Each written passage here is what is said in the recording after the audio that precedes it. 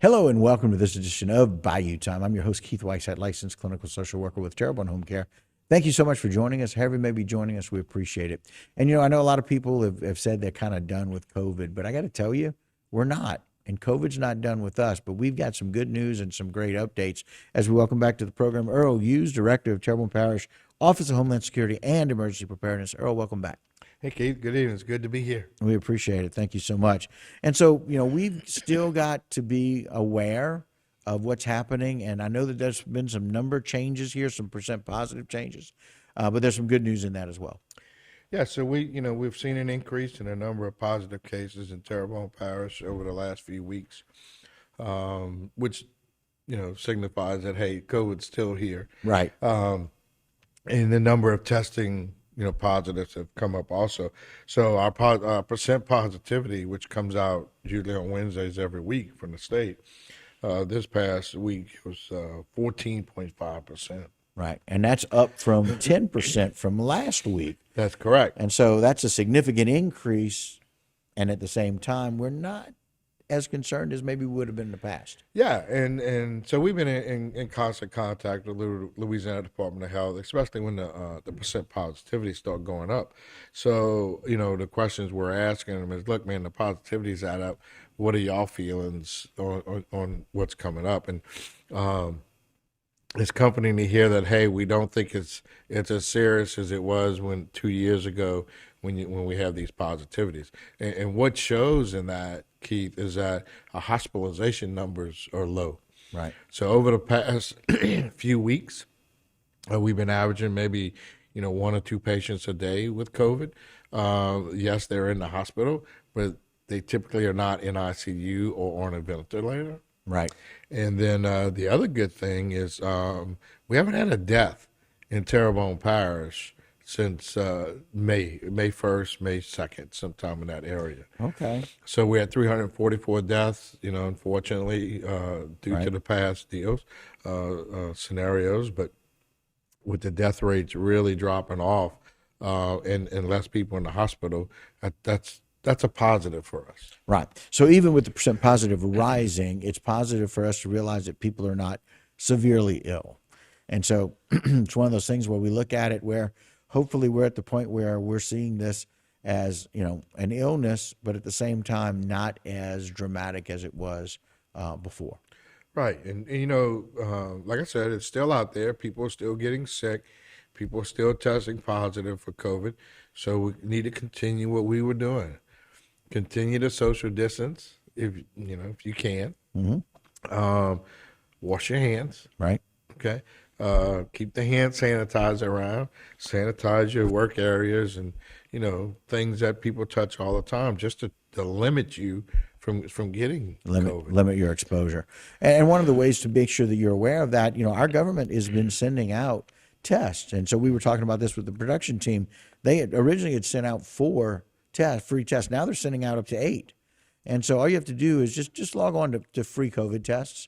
And it'll bring you up through to that government website where you can request, and they'll deliver them to you. It'll be delivered through the mail. Sure, and it's an easy way that if you are sick or you're not feeling well, or your children, to go ahead and do a test and see what happens, see how it comes out. Another thing, Keith, I've been seeing is people are still wearing masks. Right. And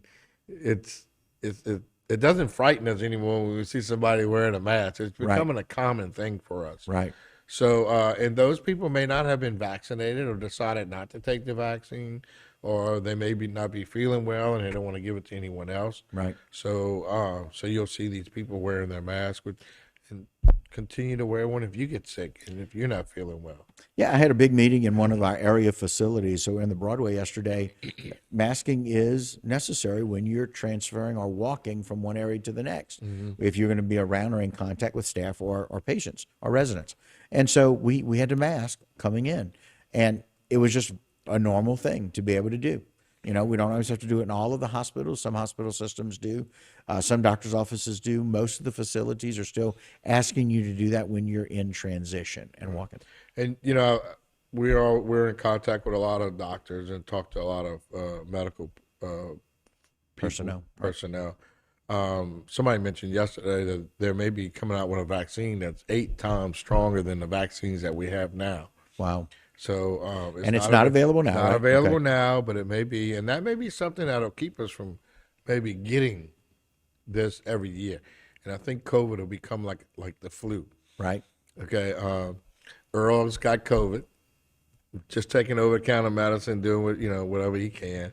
Just like the flu. If I catch the flu, I'll take my over counter medicine. I know there's a Tamiflu or I forgot what they call That's that, it. Tamiflu. but anyway, so I can take that and get well. Hopefully for COVID, they may come out with something like that. But it's going to become like an everyday illness like we're used to. Right. Earl's got a cold. Earl got the flu. Earl may have the COVID. Just Right. what those type things. So if you haven't gotten your booster and you think you need one, go get it. Yep, absolutely. You and I, once we start feeling better, and one of the things I want to mention is that you and I have both, we've had some medical challenges here in the last few weeks, have tested multiple times just to make sure that nothing else is going on, and or to make sure that we're not spreading the virus. correct. So, and we're both going to get our boosters as well. And so we tend to do a lot of things at the same time. Or historically, that's been our history. But we appreciate the updates as always. We appreciate you staying on top of this and kind of explaining that 14.5%. Because I got to tell you, a year ago, 2 years ago, 14.5% would have been alarming. That's correct. And right now it's not. That's correct. And that's the good news. Earl, we talked a little bit about COVID. COVID is one of those things we need to keep thinking about, but being prepared for our hurricane season is one of those things that we should probably have a little bit more focus on with regards to planning ahead. Yeah, that's correct, Keith. We've been doing a lot of planning with state agencies due to the fact of the number of people that we have in temporary housing in Terrebonne Parish. I keep telling everybody this is the hurricane season of all seasons because of the number of people that we still have trying to do repairs to their homes and the number of people in temporary housing. So, last week was June 1st was hurricane season, the beginning of hurricane season. Officially. It's the first time, I think, in 7 or 8 years that they hadn't had a pre-storm. Oh, that's right. That's Yeah. right. We've been having April and May storms. Well, one time we had a little system like in January or right. February. So that's encouraging to me, but still we still need to be prepared. And last week I think we had that little potential tropical cyclone system skirt the lower end, the southern portion of the Gulf of Mexico. But knowing the number of people that we have in temporary housing, we have been working diligently over the last few months on coming up with sheltering space within Terrebonne Parish or one of our adjoining parishes, either Lafourche or Assumption, to make sure that we provide a safe shelter for everyone that needs it, whether or not you are in a travel trailer or modular mobile home provided by FEMA. You may have not completed repairs in your home that may not sustain, tropical storm force. So you may want to, you may be seeking shelter. So we've been diligently working with state agencies and local officials on making sure that we have the space to shelter the number of people that we're going to need to shelter. As always, Keith, we're encouraging people to please go to a family or a friend's home for a tropical storm, Category 1 or 2, if you have that available to you. Right. It's a little more comfortable to be at a family or friend's home during a storm instead of what we call a general population shelter. But so we're encouraging people to make those plans now, and don't wait till there's a storm somewhere in the Gulf of Mexico. Right.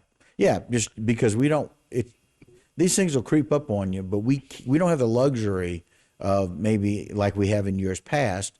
I mean, we had more than 1,000 families or more than 1,000 people No, right now we temporary have 3,000 families. 3,000 families. Families in temporary housing, such as a travel trailer or a modular home. Wow.